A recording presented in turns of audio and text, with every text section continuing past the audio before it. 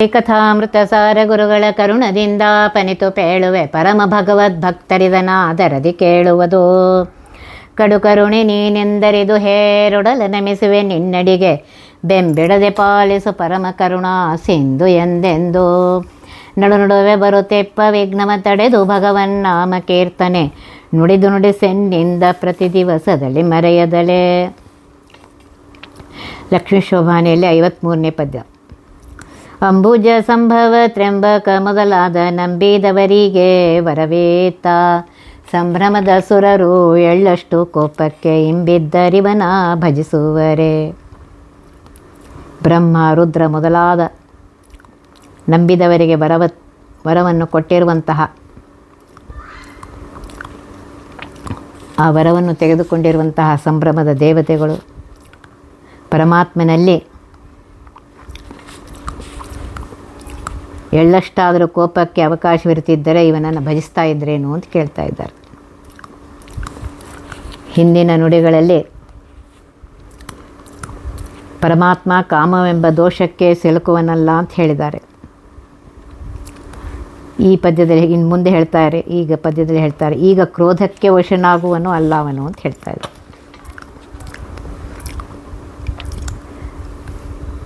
ಪರಮಾತ್ಮ ಕೋಪಕ್ಕೆ ಒಳಗಾಗುವನಾಗಿದ್ದರೆ ಬ್ರಹ್ಮರುದ್ರಾದಿ ದೇವತೆಗಳು ಅವನನ್ನು ಆಶ್ರಯಿಸ್ತಿದ್ರೇನು?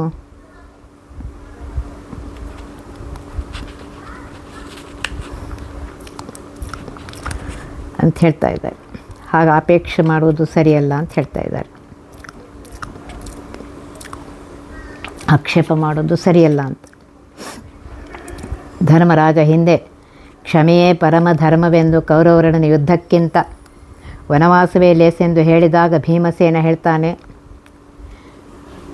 ಅಣ್ಣ, ಕ್ಷಮೆ ಎಲ್ಲ ಕಡೆ ಧರ್ಮವಾಗುವುದಿಲ್ಲ. ದುರ್ಜನರ ವಿಷಯದಲ್ಲಿ ಅದು ಪಾಪ ಸಾಧನವೇ ಆಗುತ್ತೆ ಅಂಥೇಳಿ ಹೇಳಿದ್ದು ಆ ಉಲ್ಲೇಖ ಮಹಾಭಾರತದ ತಾತ್ಪರ್ಯ ನಿರ್ಣಯದಲ್ಲಿ ಬಂದಿದೆ.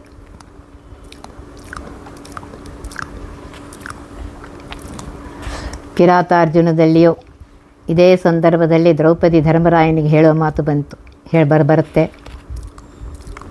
ಕೋಪವಿಲ್ಲದವ ಒಲಿದರೇನು ಮುನಿದರೇನು, ಯಾರಿಗೂ ಅವನ ಬಗ್ಗೆ ಭಯಭಕ್ತಿಗಳಿಲ್ಲ ಅಂತ ಹೇಳಿ. ಆದ್ದರಿಂದ ವಸ್ತುತಃ ಪರಮಾತ್ಮನಲ್ಲಿ ಕೋಪವೇ ಇಲ್ಲವೆನ್ನುವುದು ಸುಳ್ಳು. ಕೋಪವಿದೆ. ಪ್ರಳಯ ಕಾಲದಲ್ಲಿ ಪ್ರಪಂಚವನ್ನೇ ಸುಳುವ ಉಗ್ರ ನರಸಿಂಹನ ಕೋಪ ಪ್ರಸಿದ್ಧವಾಗಿದೆ. ಹಿರಣ್ಯಕಶಿಪುವನ್ನು ಸೀಳುವಾಗ ಅವನ ಕೋಪವನ್ನು ಕಂಡೇ ಆತಂಕವನ್ನುಗೊಂಡಿದ್ದಾರೆ ಶಿವ. ಕೋಪಕಾಲೋ ಯುಗಾಂತಸ್ಥೆ, ನಿನ್ನ ಕೋಪಕ್ಕೆ ಪ್ರಳಯ ಕಾಲವೇ ಯೋಗ್ಯ, ಈಗ ನೀನು ಕೋಪಿಸಬೇಡ ಅಂಥೇಳಿ ಭಾಗವತದಲ್ಲಿ ಬಂದಿದೆ. ದೇವತೆಗಳು ಹೇಳ್ತಾರೆ, ಎಲ್ಲ ದೇವತೆಗಳು ಪ್ರಾರ್ಥನೆ ಮಾಡ್ತಾರೆ. ನರಸಿಂಹನ ಕೋಪದ ಹಣೆಗಣ್ಣಿನ ಸಣ್ಣ ಕಿಡಿಯೊಂದೇ ಬ್ರಹ್ಮಾದಿ ಸಕಲ ದೇವತೆಗಳನ್ನು ಸುಟ್ಟೀತೆಂದು ಶ್ರೀಮದಾಚಾರ್ಯರು ನಖಸ್ತುತಿಯಲ್ಲಿ ಸ್ತೋತ್ರ ಮಾಡಿದ್ದಾರೆ. ವಿಷ್ಣು ತತ್ವ ನಿರ್ಣಯದಲ್ಲಿ ನ ತಾದೃಶಿ ಪ್ರೀತಿರಿಡ್ಡಸ್ಯ ವಿಷ್ಣೋ, ನಾನೇ ದೇವರೆಂದೆನ್ನುವವನನ್ನು ದೇವರು ಎಂದೂ ಕ್ಷಮಿಸೋದಿಲ್ಲ. ನಾನು ನಿನ್ನ ದಾಸನೆಂದರೆ ಮಾತ್ರ ಸಕಲಾಭಿಷ್ಟವನ್ನು ಕೊಡ್ತಾನೆ. ನಾನೇ ಈಶಾ ಅಂತಂದರೆ ನಿತ್ಯ ನರಕವನ್ನು ಕೊಡ್ತಾನೆ ಅಂತ ಹೇಳಿದ್ದಾರೆ.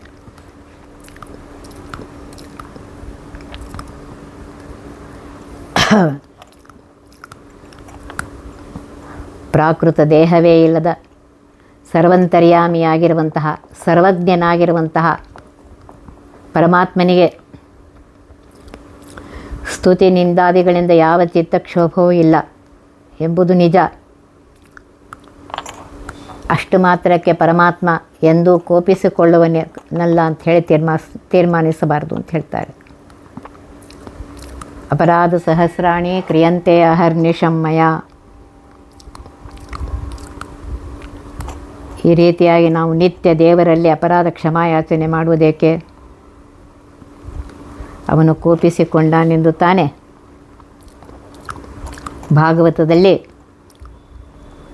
ಭೃಗು ಋಷಿಗಳು ತ್ರಿಮೂರ್ತಿಗಳಲ್ಲಿ ಯಾರು ಶ್ರೇಷ್ಠರೋ ಪರೀಕ್ಷಿಸಲು ಹೋಗಿ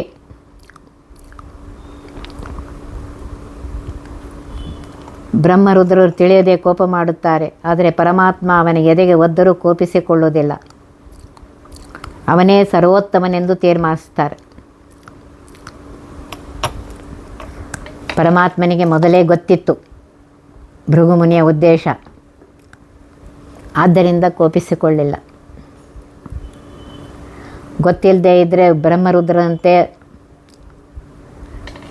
ಪರಮಾತ್ಮನು ಕೋಪಗೊಳ್ಳುತ್ತಿದ್ದಾನೆ ಅಂತ ಹೇಳ್ಬೋದು.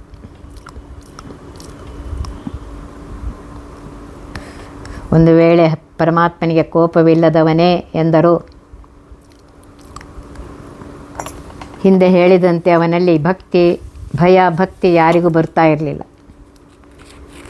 ಈ ಎಲ್ಲ ಆಕ್ಷೇಪಗಳಿಗೆ ಉತ್ತರ ಈ ನುಡಿಯಲ್ಲಿಯೇ ಕೊಟ್ಟಿದ್ದಾರೆ. ನಂಬಿದವರಿಗೆ ವರವಿತ್ತ ಸಂಭ್ರಮದ ಸುರರೆಂದು ಅನ್ವಯಿಸಿಕೊಳ್ಳುವುದರ ಬದಲಿಗೆ ಶ್ರೀಹರಿ ನಂಬಿದವರಿಗೆ ವರವನ್ನು ಕೊಡ್ತಾನೆ. ಅಂತಹ ಪರಮಾತ್ಮನಲ್ಲಿ ಎಳ್ಳಷ್ಟು ಕೋಪ ಇರ್ತಾ ಇದ್ದರೆ ಸಂಭ್ರಮದ ಸುರರು ಅವನನ್ನು ಭಜಿಸ್ತಾ ಇದ್ರೇನು?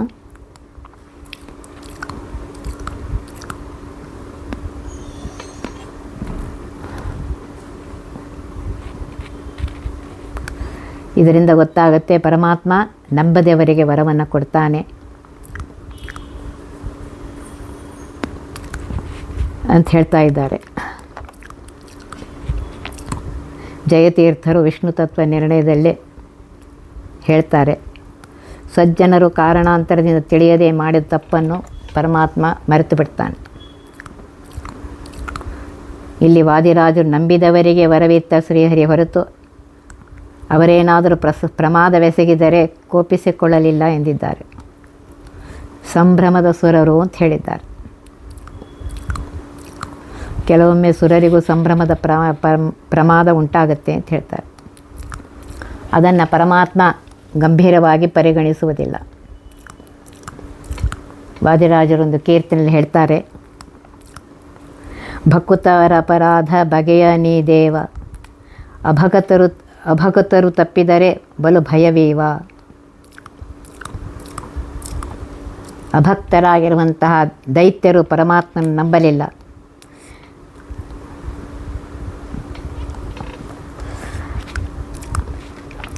ಆದ್ದರಿಂದ ಅವರನ್ನು ಇದು ಮಾಡಿದ್ದಾನೆ.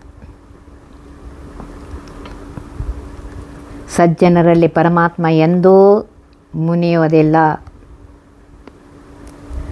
ಭೃಗು ಋಷಿಗಳು ಎದೆಗೆ ಒದ್ದರೂ ಸುಮ್ಮನಿದ್ದ ಅಂತ ಹೇಳ್ತಾ ಇದ್ದಾರೆ. ಭೃಗು ಋಷಿಗಳ ಇಂಗಿತ ತಿಳಿದಿದ್ದರಿಂದಲೇ ಮೊದಲೇ ಗೊತ್ತಿತ್ತು ಅವನಿಗೆ, ಪರಮಾತ್ಮನಿಗೆ. ಆದ್ದರಿಂದ ಪರಮಾತ್ಮ ಕೋಪ ಮಾಡಲಿಲ್ಲ.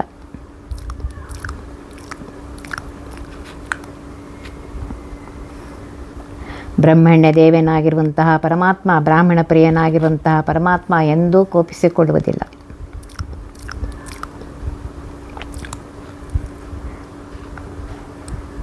ಚಿತ್ತಕ್ಷೋಭದಿಂದ ಪರವಶೆ ಉಂಟು ಮಾಡುವಂತಹ ಕೋಪಕ್ಕೆ ಅಜ್ಞಾನ ಮೂಲ.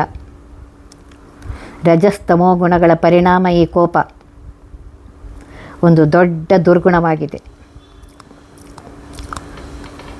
ಪರಮಾತ್ಮನಲ್ಲಿ ಇದಕ್ಕೆ ಅವಕಾಶ ಇಲ್ಲವೇ ಇಲ್ಲ ಅನ್ನೋದನ್ನು ವಾದರಾಜ ಸ್ವಾಮಿಗಳು ಈ ನುಡಿಯಲ್ಲಿ ಹೇಳ್ತಾ ಇದ್ದಾರೆ.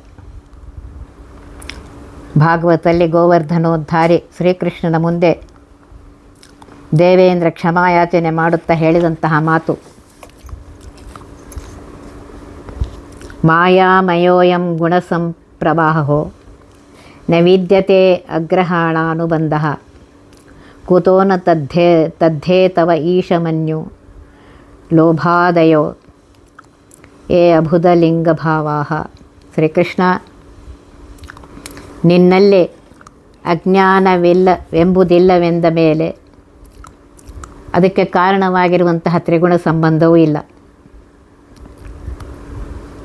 ಕ್ರೋಧ ಲೋಭಾದಿಗಳು ಅಜ್ಞಾನದ ಚಿಹ್ನೆಗಳು. ತ್ರಿಗುಣ ಸಂಬಂಧದಿಂದ ಹುಟ್ಟಿ ತ್ರಿಗುಣಮಯವಾದ ಸಂಸಾರದ ಅಸ್ತಿತ್ವಕ್ಕೆ ಕಾರಣವಾಗುವಂಥವು. ಅವು ತ್ರಿಗುಣ ಸಂಬಂಧವಿಲ್ಲದ ನಿನ್ನಲ್ಲಿ ಇರಲು ಶಕ್ಯವೇ ಇಲ್ಲ ಅಂತ ಹೇಳ್ತಾ ಇದ್ದಾರೆ.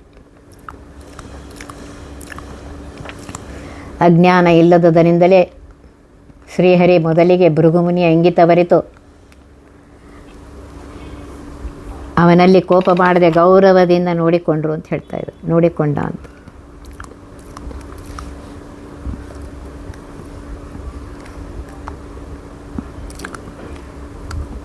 ಬ್ರಹ್ಮರುದ್ರರು ಅಜ್ಞಾನದ ಕೋಪಿಸಿಕೊಂಡ್ರು ಅಂತಲ್ಲ, ಭ್ರಮೆಯಿಂದಾಗಿ ಕೋಪ ಅವರಿಗೆ ಬಂದಿತ್ತು. ಸಂಭ್ರಮದ ಸುರರು ತಾನೇ ಅವರು.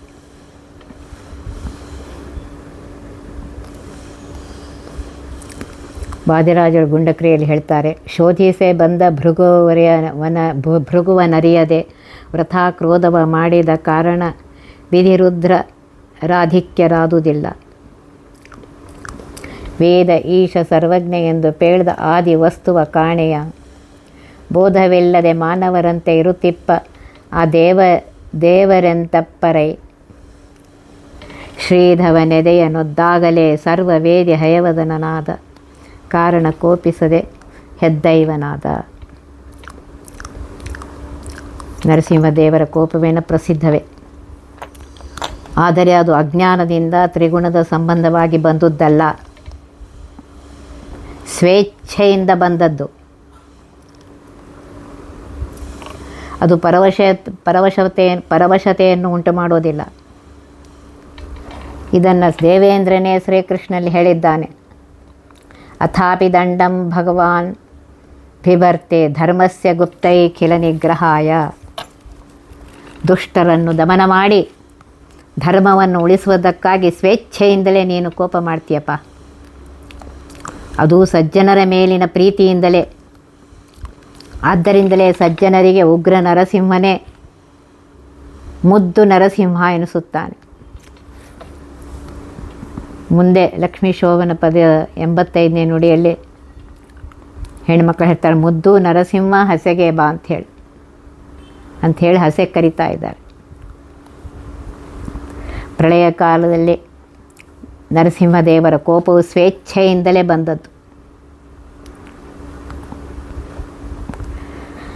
ಸ್ವಾಪಂ ಪ್ರಾಪಯತೆ ಶ್ರಮಾಪಹೃತಯೇ ಕಲ್ಪಾವಸಾನೇ ಚ ಯಃ. ವಿಷ್ಣು ತತ್ವ ನಿರ್ಣಯದಲ್ಲಿ ತ್ರಿತೀಕಾದಲ್ಲಿ ಹೇಳ್ತಾ ಇದ್ದಾರೆ, ಕಲ್ಪದ ಕೊನೆಯಲ್ಲಿ ಜೀವರಿಗೆ ನಿದ್ದೆಯ ವಿಶ್ರಾಂತಿ ದೊರಕಿಸಲೆಂದೇ ಪರಮಾತ್ಮ ಲಯವನ್ನು ಮಾಡ್ತಾನೆ ಅಂಥೇಳಿ. ಹಿರಣ್ಯಕಶಿಪುವನ್ನು ಸೀಳುವಾಗಲು ಅಸುರಾವೇಶದಿಂದ ಅಪರಾಧವೆಸಗುತ್ತಿದ್ದ ತನ್ನ ಅರಮನೆಯ ದ್ವಾರಪಾಲಕನನ್ನು ಉದ್ಧರಿಸಲೆಂದೇ ಉಗ್ರ ರೂಪ ಧರಿಸಿದ್ದ.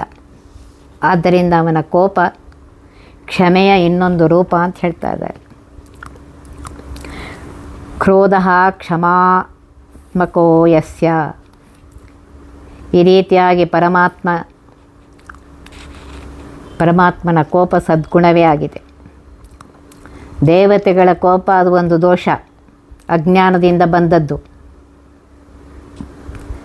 ಅದಕ್ಕೆ ಹೇಳ್ತಾರೆ, ಸಂಭ್ರಮದ ಈ ಸುರರು ಭ್ರಮರಹಿತನಾದ ಸರ್ವಜ್ಞನಾದ ಪರಮಾತ್ಮನನ್ನು ಭಜಿಸುವುದರಲ್ಲಿ ಯಾವ ಸಂಶಯವೂ ಇಲ್ಲ. ಅಜ್ಞಾನ ಮೂಲಕವಾದ ಕೋಪ ಎಳ್ಳಷ್ಟೂ ಇಲ್ಲದಿರುವುದೇ ಪರಮಾತ್ಮ ಸರ್ವಜ್ಞನನ್ನು ಸಾಕ್ಷಿ ಅಂತ ಹೇಳ್ತಾ ಇದ್ದಾಳೆ ಮಹಾಲಕ್ಷ್ಮೀ ದೇವಿ. ಇಲ್ಲಿ ಮಹಾಲಕ್ಷ್ಮೀ ದೇವಿ ಹೇಳ್ತಾ ಇದ್ದಾಳೆ, ನಿರ್ದೋಷನಾದವನು ಅನಂತ ಗುಣ ಪರಿಪೂರ್ಣನಾದವನು ಪರಮಾತ್ಮ ಒಬ್ಬನೇ.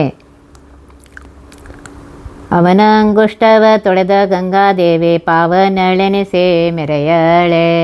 ಜೀವನ ಸೇರುವ ಪಾಪವ ಕಳೆವಳು ಈ ವಾಸುದೇವಗೆ ಎಣೆಯುಂಟೆ. ಯಾರ ಅಂಗುಷ್ಟವನ್ನು ತೊಳೆದ ನೀರು ಗಂಗಾದೇವಿ ಎನಿಸಿ ಲೋಕಪಾವನೆಯಾಗಿ ಮೆರೆಯುವಳೋ ಮತ್ತು ಜೀವರನ್ನು ಸೇರುವ ಪಾಪವನ್ನು ಕಳೆಯುವಳೋ ಅಂತಹ ವಾಸುದೇವನಿಗೆ ಜಗತ್ತಿನಲ್ಲಿ ಯಾರು ಸಮರಾಗಿದ್ದಾರಪ್ಪ? ಯಾರೂ ಇಲ್ಲ, ಸಮಾನರು ಯಾರ್ಯಾರೂ ಇಲ್ಲ ಅಂತ ಹೇಳ್ತಾರೆ. ಶ್ರೀಕೃಷ್ಣ ಬೆಣ್ಣೆ ಕಂತಿದ್ದಾನೆ, ಅಸುರರನ್ನು ಕೊಂದಿದ್ದಾನೆ, ಹೆಣ್ಣುಗಳ ಸೀರೆ ಕದ್ದಿದ್ದಾನೆ. ಹೀಗೆ ವಿವಿಧ ಪಾಪಗಳನ್ನು ಅವನಲ್ಲಿ ಹೇಳುವಂತಹವರಿಗೆ, ಆಕ್ಷೇಪ ಮಾಡುವವರಿಗೆ ಇದು ಉತ್ತರ. ಈ ಪದ್ಯದಲ್ಲಿ ಉತ್ತರವನ್ನು ಕೊಟ್ಟಿದ್ದಾರೆ.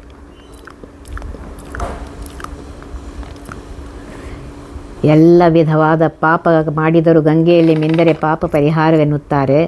ಅಂತಹ ಲೋಕಪಾವನಿಯಾಗಿರುವಂತಹ ಗಂಗಾದೇವಿ ನಾರಾಯಣನ ಕಾಲು ತೊಳೆದ ನೀರು ಎಂದ ಮೇಲೆ ಆ ನಾರಾಯಣ ಎಷ್ಟು ಪಾವನನಾಗಿರಬೇಕು. ಪಾವಿತ್ರದಲ್ಲಿ ಆ ಪರಮಾತ್ಮನಿಗೆ ಸಮರು ಯಾರ್ಯಾರು ಎಂದು ಯಾವ ಕಾಲಕ್ಕೂ ಇಲ್ಲ. ಏಕೆಂದರೆ ಎಲ್ಲರೂ ಅವನ ಪಾದತೀರ್ಥವನ್ನು ಸೇವಿಸಿ ತಮ್ಮ ಪಾಪವನ್ನು ಕಳೆದುಕೊಂಡಿದ್ದಾರೆ. ಆದ್ದರಿಂದ ನಾರಾಯಣ ಪಾಪರಹಿತನಾದವನು ಅಂಥೇಳಿ ಮಹಾಲಕ್ಷ್ಮೀ ದೇವಿ ಹೇಳ್ತಾ ಇದ್ದಾಳೆ.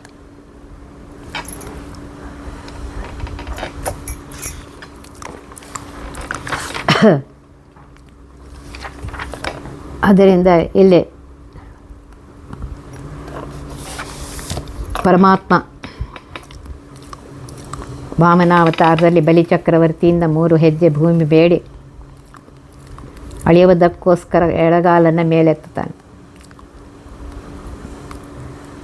ಆ ಅಂಗುಷ್ಟದ ಉಗುರು ಬ್ರಹ್ಮಾಂಡ ಕಟಾಹಕ್ಕೆ ತಗಲಿ ಬಿರುಕು ಬಿಟ್ಟು ಹೊರಗಿನ ಜಲಾವರಣ ಶುದ್ಧ ಜಲ ಒಳಗೆ ಸುರಿಯುತ್ತೆ. ಬ್ರಹ್ಮದೇವರು ಅದನ್ನು ಕಮಂಡಲದಲ್ಲಿ ಸಂಗ್ರಹ ಮಾಡಿ ಅದರಿಂದಲೇ ಶ್ರೀ ವಿಷ್ಣುಪಾದವನ್ನು ತೊಳೆದರು ಅಂತ ಬರುತ್ತೆ. ಆ ನೀರೇ ಗಂಗೆ ಆಯಿತು.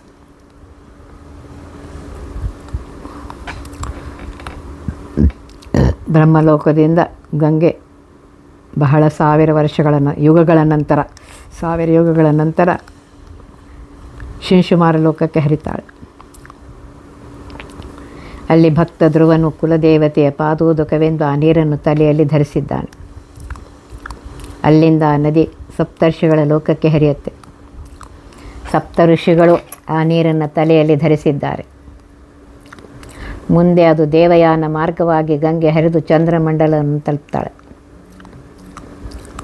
ಅಲ್ಲಿ ಸೂರ್ಯ ಕಿರಣಗಳಿಂದ ಇನ್ನಷ್ಟು ಶುದ್ಧಿಯನ್ನು ಪಡೆದು ಮೇರು ಶಿಖರದ ಮೇಲೆ ಹರಿತಾಳೆ. ಅಲ್ಲಿಂದ ಪೂರ್ವ, ಪಶ್ಚಿಮ, ದಕ್ಷಿಣ, ಉತ್ತರದ ದಿಕ್ಕುಗಳ ಕ್ರಮವಾಗಿ ಸೀತಾ, ಅಲಕನಂದ, ಚಕ್ಷು, ಭದ್ರ ಎಂಬ ಹೆಸರುಗಳಿಂದ 4 ಭಾಗಗಳಾಗಿ ಕೆಳಗಿಳಿದು 4 ಸಮುದ್ರಗಳ ಕಡೆಗೆ ಹರಿದು ಹೋಗ್ತಾಳೆ. ದಕ್ಷಿಣಕ್ಕೆ ಹರಿಯತೊಡಗಿರುವಂತಹ ಅಲಕನಂದೆ ಗಂಧಮಾದನ ಪರ್ವತದ ಮಾರ್ಗವಾಗಿ ಮಾನಸರೋನು ಸೇರಿ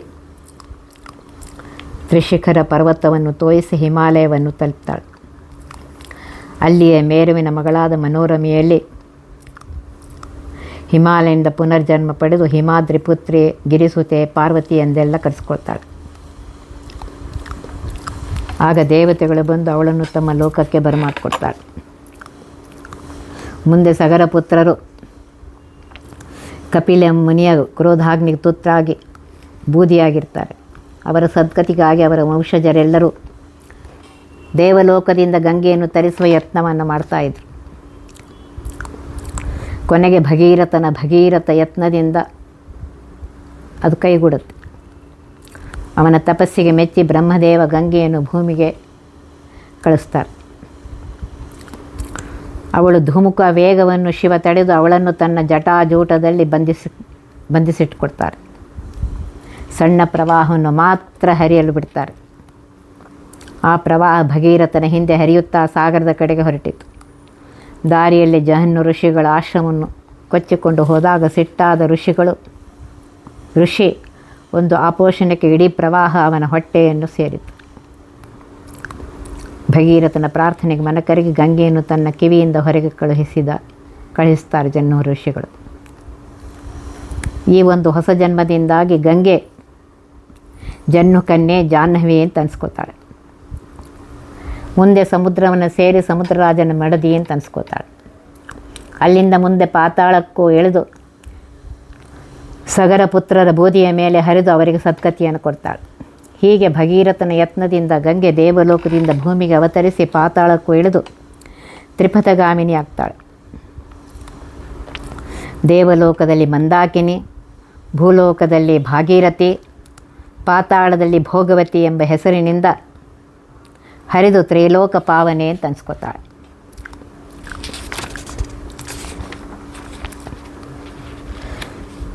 ಜ್ಯೇಷ್ಠ ಶುದ್ಧ ದಶಮಿ ದಶಹಾರ ಅಂದು ಗಂಗೆಯನ್ನು ಪೂಜಿಸಿದರೆ 10 ಜನ್ಮದಲ್ಲಿ ಮಾಡಿರಬಹುದಾದ 10 ವಿಧದ ಪಾಪ ಪರಿಹಾರ ಅಂತ ಹೇಳ್ತಾ ಇದ್ದಾರೆ. ಪರದ್ರವ್ಯಾಪಹಾರ, ಅವಿಹಿತವಾದ ಹಿಂಸೆ, ಪರಸ್ತ್ರೀ ಸಂಗ ಇವು 3 ಕಾಯಿಕ ಪಾಪಗಳು. ಕಠಿಣವಾದ ಮಾತು, ಸುಳ್ಳು, ಚಾಡಿ ಮಾತು ಮತ್ತು ಅಸಂಬದ್ಧ ಪ್ರಲಾಪ ಇವು 4 ವಾಚಿಕ ಪಾಪಗಳು. ಪರದ್ರವ್ಯವನ್ನು ಬಯಸುವುದು, ಪರರಿಗೆ ಕೇಡೆಣಿಸುವುದು, ಅಲಭ್ಯ ವಸ್ತುಗಾಗಿ ತಡೆಯಲಾಗದಂತಹ ಬಯಕೆಯು 3 ಮಾನಸ ಪಾಪಗಳು. ಈ 10 ಪಾಪಗಳನ್ನು ಕಳೆಯುವುದರಿಂದ ಗಂಗೆ ಅಂತ ಅನ್ಸ್ಕೊತಾಳೆ.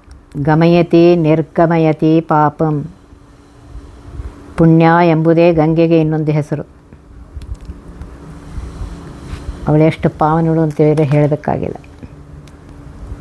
ಸ್ಕಂದ ಪುರಾಣದಲ್ಲಿ ಹೇಳ್ತಾರೆ, ಸ್ಕಂದನು ಅಗಸ್ತ್ಯ ಮುನಿಗೆ ಗಂಗೆಯ ಪಾವಿತ್ರ್ಯವನ್ನು ಬಣ್ಣಿಸುತ್ತಾ ಹೇಳುವಂತಹ ಮಾತು, ಪುಣ್ಯತೀರ್ಥ ಸರೋವರಗಳು, ನದಿಗಳು ಲೋಕದಲ್ಲಿ ಬಹಳವೆ, ಆದರೆ ಗಂಗಾ ನದಿಯ 1 ಕೋಟಿ ಅಂಶವೂ ಅವುಗಳಲ್ಲಿಲ್ಲ ಅಂತ ಇದೆ. ಗಂಗೆ ಎಷ್ಟು ಪವಿತ್ರಳೆಂಬುದನ್ನು ನೀವೇ ಊಹಿಸಿಕೊಳ್ಬೋದು. ಏಕೆಂದರೆ ದೇವದೇವನಾದ ಶಂಭು ಗಂಗೆಯನ್ನು ತನ್ನ ತಲೆಯ ಮೇಲೆ ಹೊತ್ತುಕೊಂಡಿದ್ದಾನೆ. ವಿಷ್ಣು ಪಾದೋದ್ಭವೆಯಾದ ಗಂಗೆಯನ್ನು ಬಿಟ್ಟರೆ ಪಾಪ ಪರಿಹಾರ ಮಾಡಬಲ್ಲ ಇನ್ನೊಂದು ವಸ್ತು ಎಲ್ಲಿ ಅಂತಿದ್ದಾರೆ. ಗಂಗಾ ಸ್ನಾನದ ಫಲ ಗಂಗೆಯಲ್ಲಿ ಇನ್ನೆಲ್ಲೂ ಸಿಕ್ಕೋದಿಲ್ಲ. ದ್ರಾಕ್ಷಿಯಲ್ಲಿಯೇ ಹೊರತು ಬೇರೆಲ್ಲಿಯೂ ಸಿಗದು.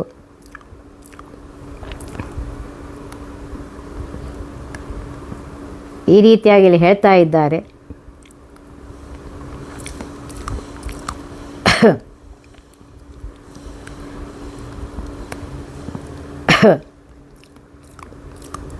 ಸ್ಕಂದ ಪುರಾಣದ ಬರುತ್ತೆ, ಬ್ರಹ್ಮಾಂಡಾಧಾರಳು, ಜಗತ್ತಿಗೆ ಪೋಷಕಳು ಆದ ಗಂಗೆಯನ್ನು ಲೋಕಹಿತಕ್ಕಾಗಿ ಲೀಲೆಯಿಂದ ಧರಿಸಿದ್ದೇನೆ ಎಂದು ಶಿವ ಹೇಳ್ತಾ ಇದ್ದಾನೆ. ಸ್ಕಂದ ಪುರಾಣದಲ್ಲಿ ಗಂಗಾ ಸಹಸ್ರನಾಮ ಬಂದಿದೆ.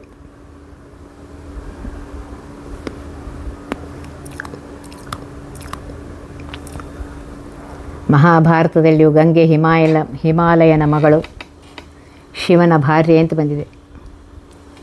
ಸುತಾವನಿದ್ರಸ್ಯ ಹರಸ್ಯ ಭಾರ್ಯ. ಪರಮಾತ್ಮನು ಲಕ್ಷ್ಮಿಯನ್ನು ಎದೆಯಲ್ಲಿ ಧರಿಸಿದಂತೆ ಬ್ರಹ್ಮನು ಸರಸ್ವತಿಯನ್ನು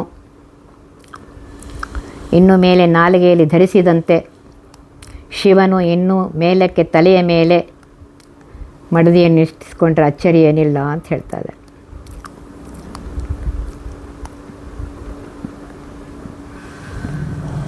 ಸ್ಕಂದ ಪುರಾಣ ಹೇಳುತ್ತೆ, ದೇವದೇವನಾದ ಶಂಭು ಗಂಗೆಯನ್ನು ತಲೆಯ ಮೇಲೆ ಹೊತ್ತಿರುವುದರಿಂದಲೇ ಆಕೆ ಪಾವನಳೆಂದು ಊಹಿಸಬೇಕೇ ಹೊರತು ಆಕೆ ಮೋಹದ ಮಡದಿ ಅಂತಲ್ಲ. ಭಗೀರಥನ ಪ್ರಾರ್ಥನೆಯಿಂದಾಗಲಿ ಲೋಕಹಿತಕ್ಕಾಗಿ ಸ್ವಪ್ರೇರಣೆಯಿಂದಾಗಲಿ ಗಂಗೆಯನ್ನು ಶಿವ ತಲೆಯ ಮೇಲೆ ಧರಿಸಬೇಕಾಗಿಲ್ಲ. ಒಬ್ಬರ ಕಾಲು ತೊಳೆದ ನೀರನ್ನು ತಲೆಯ ಮೇಲೆ ಧರಿಸಲು ಯಾವ ಕಾರಣಗಳು ಬೇಡ ಅಂತ ಹೇಳ್ತಾ ಇದ್ದಾರೆ.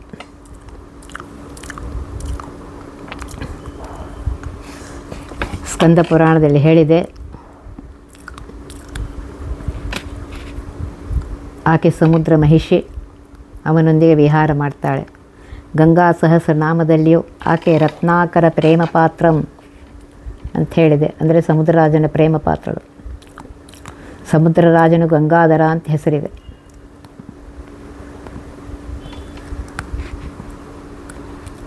ಇಲ್ಲಿ ಹೇಳಬೇಕಾಗಿದೆ, ವಸ್ತುತಃ ಗಂಗೆಯಲ್ಲಿ ಪಾರ್ವತಿಯ ಅಂಶವೂ ಇದೆ. ಏಕೆ ಅಂತಂದರೆ 3 ಲೋಕದಲ್ಲಿ ಎಲ್ಲ ಪುಣ್ಯ ತೀರ್ಥಕ್ಷೇತ್ರಗಳು, 4 ವೇದಗಳೇ ಮುಂತಾದ ಸಕಲ ಶಾಸ್ತ್ರಗಳು, ಬ್ರಹ್ಮ ವಿಷ್ಣು ಮಹೇಶ್ವರರು ಎಲ್ಲ ದೇವತೆಗಳು ಸೂಕ್ಷ್ಮ ರೂಪದಿಂದ ಗಂಗಾದಲ್ಲಿ ಸನ್ನಿಹಿತರಾಗಿದ್ದಾರೆ. ಸ್ಕಂದ ಪುರಾಣದಲ್ಲಿ ಶಿವನೇ ಈ ಮಾತನ್ನು ಹೇಳಿದ್ದಾರೆ. ಗಂಗಾಯಾಂ ಸರ್ವಯೇವೈತೆ ಸೂಕ್ಷ್ಮರೂಪೇಣ ಸಂಸ್ಥಿತಾಃ. ಗಂಗೆಯಲ್ಲಿ ಸೂಕ್ಷ್ಮ ರೂಪದಿಂದ ನೆಲೆಸಿದ ಪಾರ್ವತಿ ಶಿವನ ಮಡದಿ ಎಂದೇ ಗಂಗೆಯನ್ನು ಶಿವನ ಮಡದಿ ಎಂದಿರಬೇಕು. ಆದ್ದರಿಂದಲೇ ಗಂಗಾ ಸಹಸ್ರನಾಮದಲ್ಲಿ ಅವಳನ್ನು ಗೌರಿ ಪಾರ್ವತಿ ಅಂತ ಕರೆದಿದ್ದಾರೆ.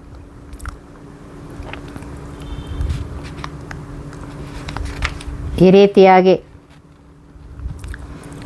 ಪರಮಾತ್ಮನ ಅಂಗುಷ್ಟವನ್ನು ತೊಳೆದ ಗಂಗಾದೇವಿ ಪಾವನಳಾಗಿಯೇ ಹರನ ಶಿರದ ಮೇಲೆ ಮೆರೆಯುತ್ತಾಳೆ ಹೊರತು ಮೋಹದ ಮಡದಿ ಅಂತಲ್ಲ. ಭಾಗವತಲ್ಲಿಯೂ ಶಿವನು ಗಂಗೆಯನ್ನು ಧರಿಸಲು ಮೇಲೆ ಹೇಳಿದ ಕಾರಣವನ್ನೇ ಹೇಳಿದ್ದಾರೆ. ಯಚ್ಛೌಚ ನಿಸ್ಸುತ ಸರಿತ್ ಪ್ರವರೋದಕೇನ ತೀರ್ಥೇನ ಮೂರ್ಧಧಿ ಧೃತೇನ ಶಿವ ಶಿವೋಭೂತ್ ಅಂತ ಹೇಳಿದ್ದಾರೆ.